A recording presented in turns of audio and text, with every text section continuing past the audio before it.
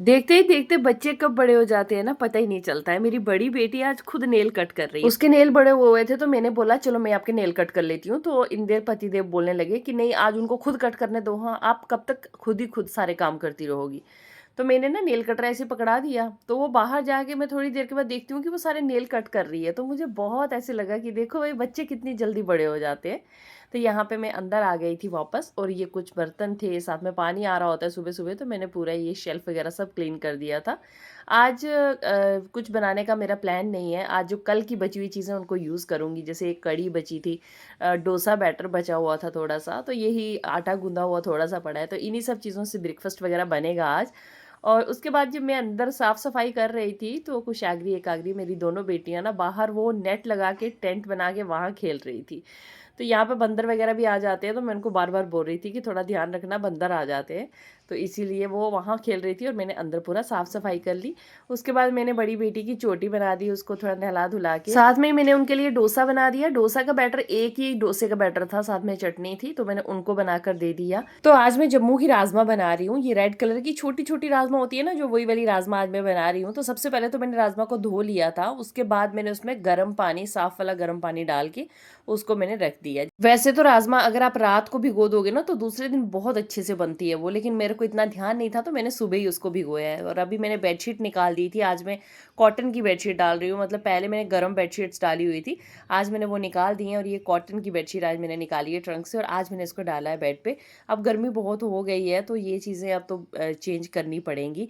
घर के बाकी काम फिनिश हो गए हैं, फिर मैं किचन में आ जाती हूँ, और अब मेरा ब्रेकफास्ट का टाइम आ गया था। तो अब मैं देखिए अपने लिए क्या बना रही हूँ। यहाँ मक्की की रोटियां बना रही हूँ, और साथ में जो कड़ी बची थी ना, बस उसी कड़ी के साथ मक्की की रोटियां खाऊंगी मैं। बड़े सारे लोग मुझे बोलते हैं कि मक्की की इतनी बड़ी बड़ी रोटियां हैं। यार मैं बड़ी बड़ी रोटियां बनाती हूँ ताकि मेरा काम जल्दी से फिनिश हो जाए। वैसे ये वाली रोटियां जो है ना, जो अब बनी जाती है बड़ी, तो क्या करें, तो मैं थोड़ी सी बड़ी, वैसे भी मुझे आदत भी है थोड़ा बड़ा बनाने की, तो इसलिए मैं बड़ी बना लेती हूँ। तो यहाँ पे मक्की की रोटी, साथ में मैंने मिर्च का अचार ले लिया था, और साथ में कड़ी। तो अपना ब्रेकफास्ट लेके मैं आ गई थी टीवी वाले रूम में, और वहाँ बैठ के मैं साथ में ब्रेकफास्ट कर रही थी, साथ में बड़ी बेटी को थोड़ा पढ़ा रही थी, बिकॉज उनके एग्जाम्स चल रहे हैं, साथ साथ मैं उनकी प्रिपरेशन करा रही। अब मैं आ गई वापस किचन में, और दाल अच्छे से फूल गई थी, काफ़ी देर हो गई थी दाल को मुझे भिगोए हुए। फिर मैंने दाल को बॉईल करने डाला कुकर में, लेकिन उसको मैं कुकर में डाल के फिर उसके बाद बाकी के काम इतने ज़्यादा इंपॉर्टेंट बीच में आ गए। छोटी बेटी ने पॉटी कर ली, फिर मैंने उनको वहीं से लेके मैं बाथरूम में चली गई, वहाँ से उनको मैंने नहला दिया, नहला धुला के कपड़े पहना के फिर दोबारा मैं किचन में आई। फिर मैंने आके दाल चढ़ाई।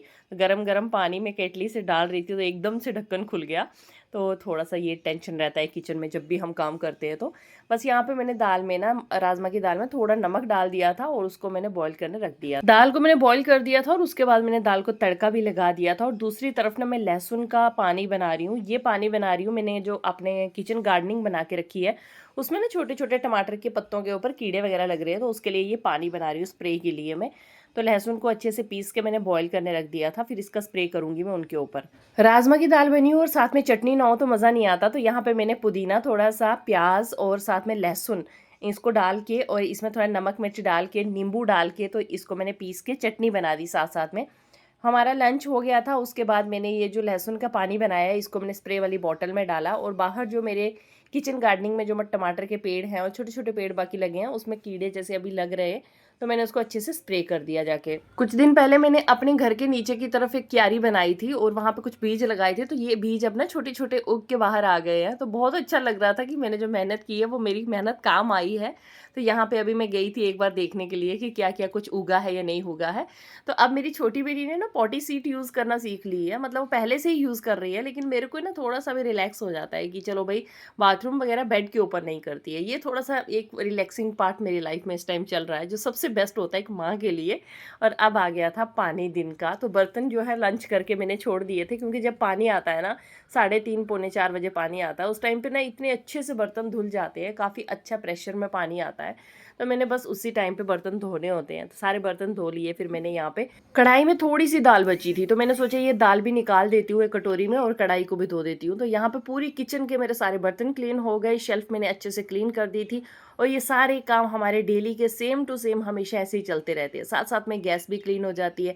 ये सारे काम ना बिल्कुल सीक्वेंस वाइज चलते रहें तो हमारा घर एकदम सुलझा हुआ रहता है, बट थोड़ा सा भी काम हमारा डिले हो जाता है ना तो फिर सारा किचन घर एकदम बिखरा पड़ा रहता है। तो यहाँ पे मेरी जो ये है ना तवा, ये एकदम चिमका के रखती हूँ इसको मैं, लेकिन बीच बीच में कभी कभी गंदा हो जाता है, बट मैक्सिमम टाइम इसको मैं इतना जोर से रगड़ती हूँ कि इसका पूरा कालक जो है सारा निकल जाता है।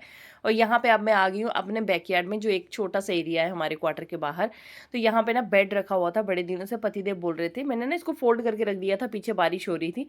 पतिदेव बोलने लगे इसको ओपन कर लो ताकि शाम को अच्छा लगता है बैठना। वैसे तो अभी इतना मच्छर हो गया बैठने नहीं देता, बट फिर भी 1-2 घंटा अच्छा लगता है शाम के टाइम पे यहाँ बैठना।